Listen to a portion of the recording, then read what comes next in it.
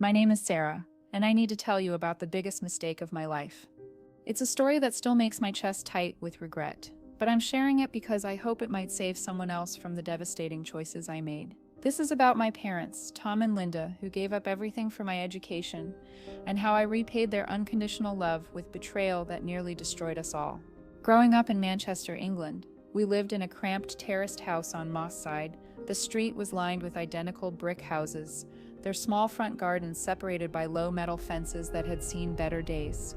Our house number 47 had a red door that Dad repainted every few years, trying to keep up appearances despite our tight budget. Dad worked at a car parts factory in Trafford Park, leaving the house at 6 every morning with his packed lunch and thermos of tea.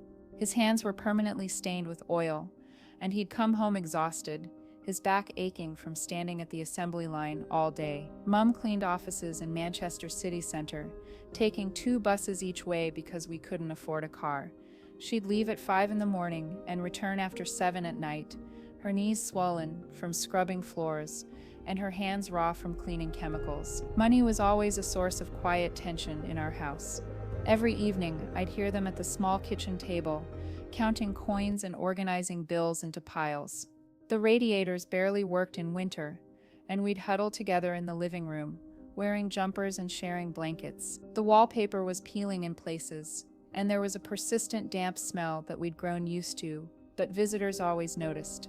Despite our struggles, my parents never complained. They'd make jokes about our character-building lifestyle, and always found ways to make special occasions feel magical.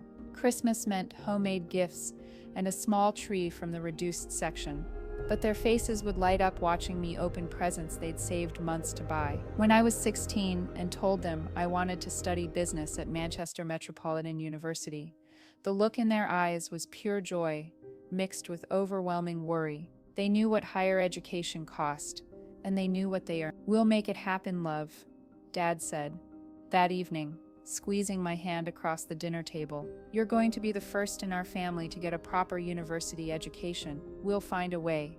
Mum nodded eagerly, though I could see the calculations running behind her eye. "Your dad's right, Sarah. Education is the one thing no one can ever take away from you."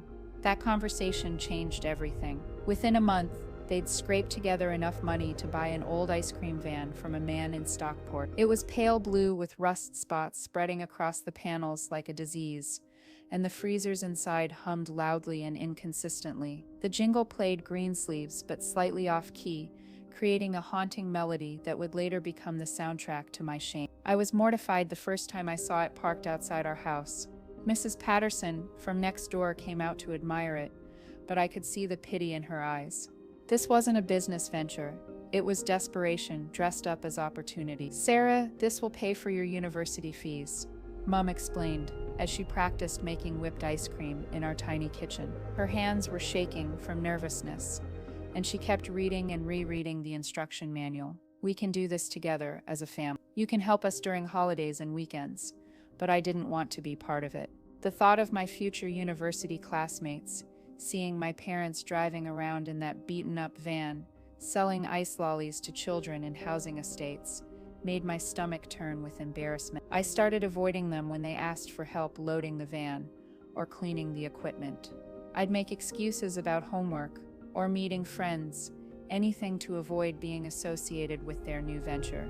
The first few months were brutal for them. Dad would work his factory shift, come home for a quick dinner, then drive the van around neighborhoods until dark. Mum would join him on weekends, learning to operate the soft-serve machine and count change while dealing with impatient children and sometimes rude parents. They'd return exhausted, smelling of vanilla and strawberry syrup, counting the day's earnings with tired smiles. "We made 18 pounds today," Dad would announce proudly, as if it were a fortune. "That's enough for Sarah's textbooks this month." I should have felt grateful. Instead, I felt suffocated by their sacrifice and embarrassed by their joy in such small victories. The first major twist came during my second year at Manchester Metropolitan University. I was studying business management and trying desperately to fit in with classmates who seemed so much more sophisticated than me. That's when I met Rebecca at a student mixer in the university's modern conference center. Rebecca was everything I thought I wanted to be: confident, effortlessly elegant, and from money. Real money. Her father owned a portfolio of investment properties across London, and her mother was a partner at a prestigious law firm in the city. Rebecca drove a pristine white Mini Cooper and wore designer clothes that cost more than my parents made in a month.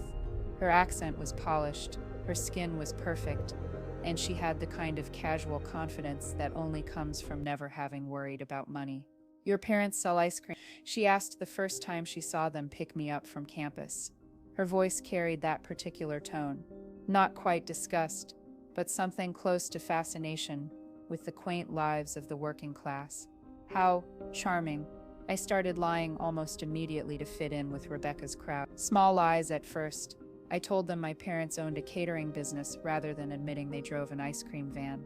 I said we lived in trendy Didsbury instead of rough Moss. I claimed Dad was considering buying a second van, making it sound like business expansion rather than the desperate hustle it really was. The lies grew bigger as our relationship deepened. I told Rebecca's friends that my parents were entrepreneurs who'd started from nothing and built a successful food service company. I described our terraced house as a charming Victorian property and our neighborhood as up and coming. Rebecca became my girlfriend by Christmas, and with her came access to a world I'd only seen in magazines. Weekend trips to her parents' 6-bedroom house in Surrey, with its swimming pool and perfectly manicured garden, dinners at expensive restaurants in Manchester city centre, where a single meal cost more than my weekly food budget, shopping expeditions on King Street, where Rebecca would casually buy clothes that cost hundreds of pounds without checking price tag. I loved feeling like I belonged somewhere better than my cramped terraced house. I loved the way waiters treated us when Rebecca paid with her platinum credit card. I loved being seen as someone who mattered, someone with prospects and connections. But maintaining this double life was exhausting. I had to remember which version of my story I'd told to whom. I had to decline invitations to bring Rebecca home, always making excuses about renovations or my parents being too busy with work. The gap between my real life and my university life grew wider every month. The second twist happened during Easter break of my third year. Rebecca invited me to spend the holiday with her family at their country house in the Cotswolds, instead of going home to Manchester. It was a casual invitation, the kind rich people make without thinking about the impact. "We're having a house party," she explained. "Lots of people from London, some family friends who work in finance and consulting. It could be brilliant for networking, especially if you're serious about getting into corporate work after graduation." The opportunity was too good to pass up. This was my chance to make connections that could launch my career, to spend time with people who lived the kind of life I desperately wanted. I accepted without even consulting my parents. When I called home to break the news, the disappointment in their voices was crushing. "But Sarah, we've planned a special Easter dinner," Mum said, her voice small and hurt. "Your dad's been looking forward to having you home for days. Business has been really good lately. We're finally ahead on the bills, and we wanted to celebrate with you." "I can't, Mum. This is important for my future career. Rebecca's dad might be able to help me get an internship at one of his companies." The silence stretched so long, I thought the line had gone dead. Finally, Dad's voice came through, carefully controlled. "We understand, love. You do what's best for your future. Your mum and I will manage fine on our own. I'll make it up to you," I promised, though we both knew I wouldn't. "Of course you will," he said gently. "We love you, Sarah. Have a wonderful time." That Easter in the Cotswolds was everything I dreamed of. The house was magnificent. Stone walls covered in ivy, rooms filled with antique furniture and original artwork, gardens that looked like they belonged in a magazine. Rebecca's parents treated me like family, including me in conversations about business and politics that made me feel intelligent and sophisticated. "You should consider staying in London after graduation," Rebecca's mother suggested over dinner. "There are so many opportunities here for someone with your ambition and intelligence. Manchester is rather limiting, don't you think?" I agreed enthusiastically, caught up in their vision of my glittering future. That weekend, I felt like I was finally living the life I deserved, surrounded by people who appreciated my potential, rather than holding me back with their small dreams and smaller expectations. I didn't call home once during those 4 days. The third twist came when Rebecca and I got engaged during my final year. She proposed at a trendy restaurant in Spinningfields, Manchester's financial district, right in front of all her university friends. The setting was perfect, modern decor, soft lighting, expensive wine flowing freely. The ring was spectacular, a 2-carat diamond in a platinum setting that caught the restaurant's ambient lighting like captured starlight. "Sarah," she said, dropping to one knee beside our table, as her friends started filming with their phones. "You're the most ambitious, beautiful woman I've ever met. Will you marry me and build an empire together?" I said yes through tears of joy, feeling like I'd finally arrived at the life I was meant to live. Her friends cheered and the other diners applauded. It was perfect, exactly the kind of romantic gesture I'd always dreamed of. But Rebecca's vision of our wedding came with conditions that should have been red flags. "I hope you understand, darling, but my parents are paying for everything," she explained a few days later as we browsed venues in London. "The guest list needs to be quite exclusive. People who matter for our careers, family, friends who can help us get established. Perhaps your parents could come to the ceremony, but skip the reception. It's going to be very networking focused, and they might feel out of place." I should have been outraged. I should have defended my parents and insisted they be treated with respect. Instead, I nodded and smiled, already mentally preparing the conversation where I'd explain to them why they weren't really welcome at my wedding reception. "Of course," I said, "they'll understand. They're very practical people." The fourth twist was the cruelest thing I've ever done to the people who loved me most. When I called home to announce my engagement, my parents were overjoyed. Their excitement was infectious and genuine, the kind of pure happiness that comes from seeing your child achieve something wonderful. "Oh, Sarah," Mum cried, her voice breaking with emotion. "We're so proud of you. Tell us everything. When's the wedding? What's she like?" "We can't wait to meet her properly." Dad took the phone next, his voice warm with pride. "Our little girl's getting married. Sarah, we've been saving money for months, working extra hours and taking the van out 7 days a week instead of 6. We want to contribute to your wedding." My heart should have swelled with gratitude. Instead, I felt trapped by their generosity. "We've got nearly £4,000 set aside," Mum said when she took the phone back. Her voice was full of pride at this achievement. "It's not much compared to what weddings cost these days, but we want to help. Maybe we could pay for the flowers or part of the catering." "You don't need to do that," I said quickly, panic rising in my throat. "Rebecca's family is handling all the arrangements. But Sarah, we're your parent. We want to be part of this special day. We want to help make it perfect for you. The planning is already finalized." I lied, the words tasting bitter in my mouth. "Everything's been arranged for months. The guest list is set. The venues are booked." The silence that followed still haunts my nightmares. I could hear my mother's breathing, could picture her face processing what I was really telling her. "I see," she finally whispered. "Well, we'll still be there for you, won't we? At the ceremony?" I should have said yes immediately. Instead, I hesitated just long enough for her to understand. "Actually, it's going to be very small. Just immediate family and a few close friends." Another silence, longer this time. When Mum spoke again, her voice was barely audible. "Of course, love. We understand. Congratulations. We're very happy for you." But I could hear in her voice that something had broken, and I'd been the one to break it. The fifth twist happened 3 weeks before the wedding. I was staying at Rebecca's luxury flat in Didsbury, surrounded by wedding gifts from her parents' wealthy friends, when Mrs. Patterson called. Our elderly neighbor had never phoned me before, and her voice was shaking with distress. "Sarah, dear, I think you should know what's happened. Your parents' van broke down yesterday on Wilmslow Road. The engine finally gave out completely, and it can't be repaired. I saw your mother crying on the pavement next to it, just sobbing like her heart was broken. Your father was trying to fix it with his bare hands, and they were all cut up and bleeding from the sharp metal." My stomach dropped to the floor. The van wasn't just their business, it was their lifeline, their way of paying for my education and keeping food on the table. "Are they okay?" I managed to ask. Physically, yes, but Sarah, they looked defeated, truly defeated. "The repair estimate is more than the van is worth, and without it, they can't work. Your father was talking about taking a third job to keep up with your university expense. He mentioned something about night shift cleaning work, even though his back's been giving him terrible trouble. That night, I couldn't sleep. I lay awake in Rebecca's expensive bed, surrounded by luxury I hadn't earned, thinking about my parents standing next to their broken van, all their dreams and sacrifices crumbling on a busy Manchester road while strangers drove past without stopping. I told myself they'd figure something out. They always did. Dad was resourceful, and Mum was strong. They'd managed before, and they'd manage again. I had a wedding to focus on, a new life to start. I couldn't let their problems derail my future, but deep down, I knew I was abandoning them when they needed me most.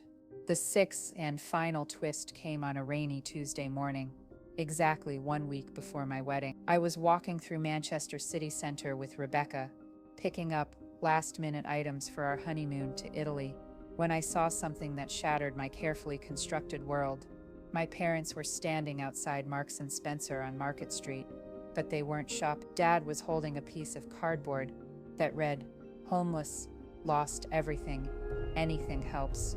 God bless." Mom was sitting on a small folding stool next to him, her head buried in her hands, her shoulders shaking with silent sobs. I froze completely, my shopping bags slipping from numb fingers. This couldn't be real. My parents, my hard-working, proud parents, were begging on the street. Rebecca kept walking for several steps before realizing I'd stopped. "What's wrong?" she asked, then followed my horrified gaze. "Oh my God, are those your parents?" I couldn't speak, I couldn't breathe. I watched as strangers walked past the two people who'd given up everything for my future, some dropping coins into Dad's worn baseball cap, others averting their eyes and hurrying past. "They're begging," Rebecca said, her voice filled with disgust and something approaching panic. "Sarah, you absolutely cannot be seen with them.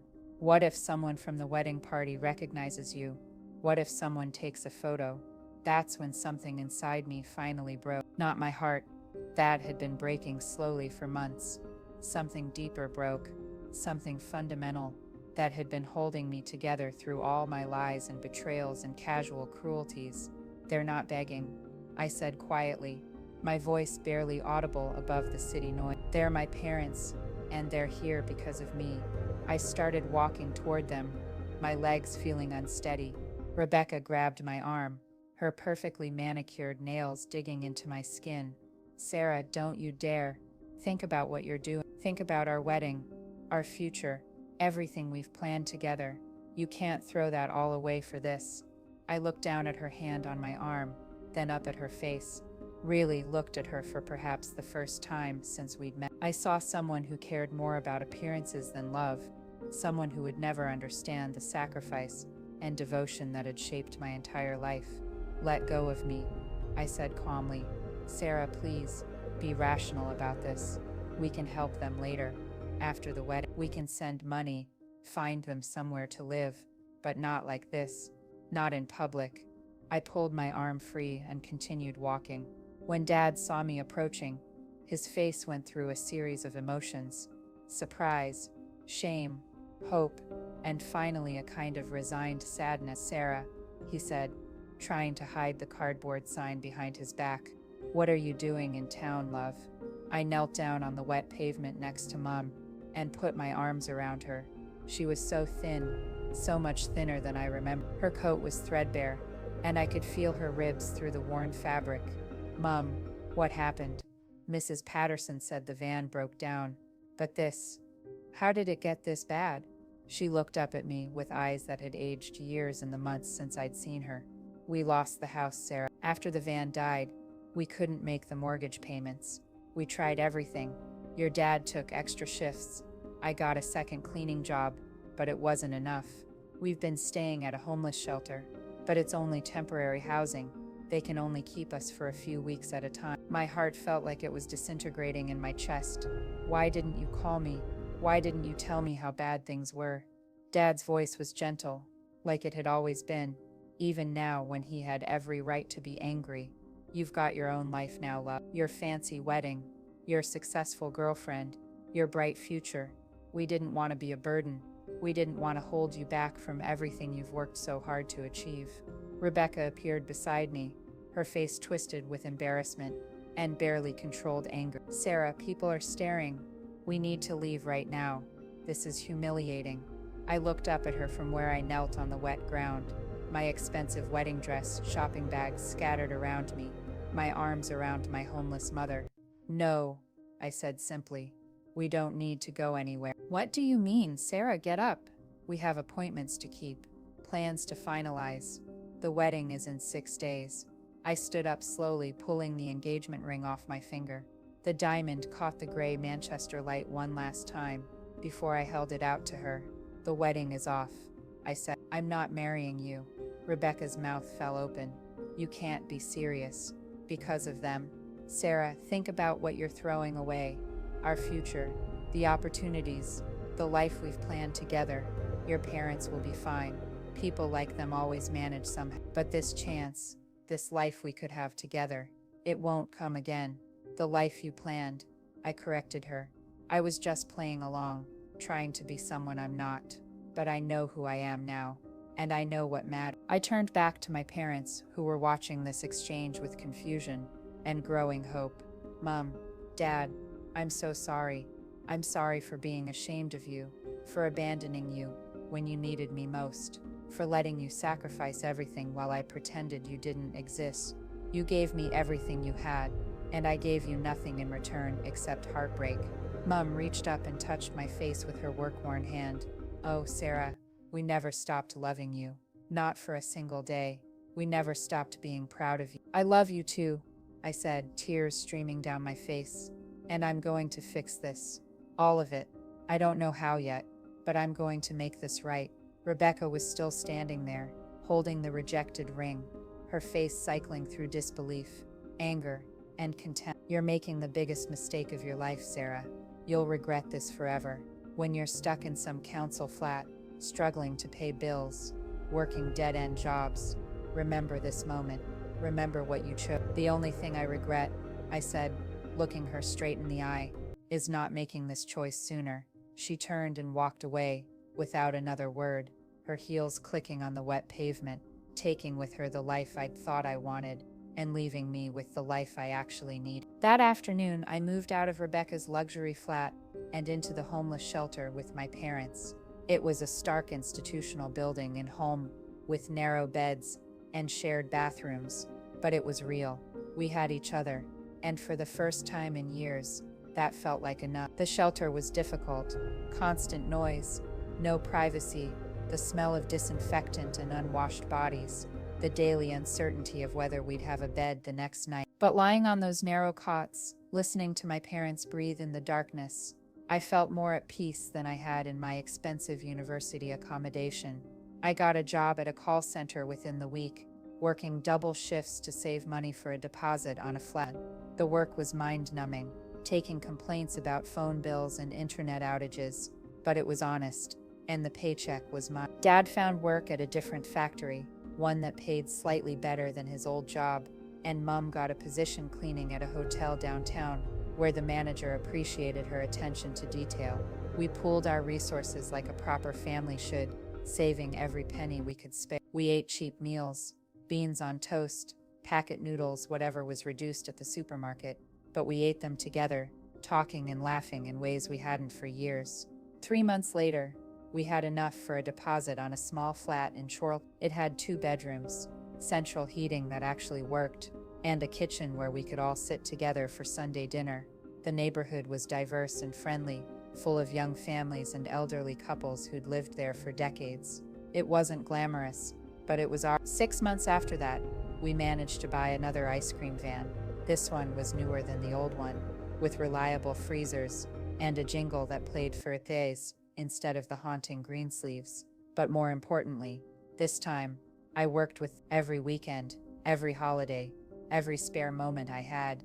I was there learning to make proper soft serve and remembering how to laugh with the people who loved me most.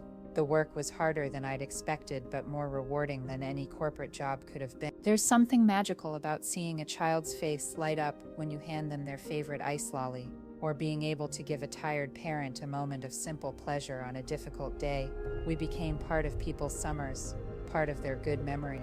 I used my business degree to help modernize our operations.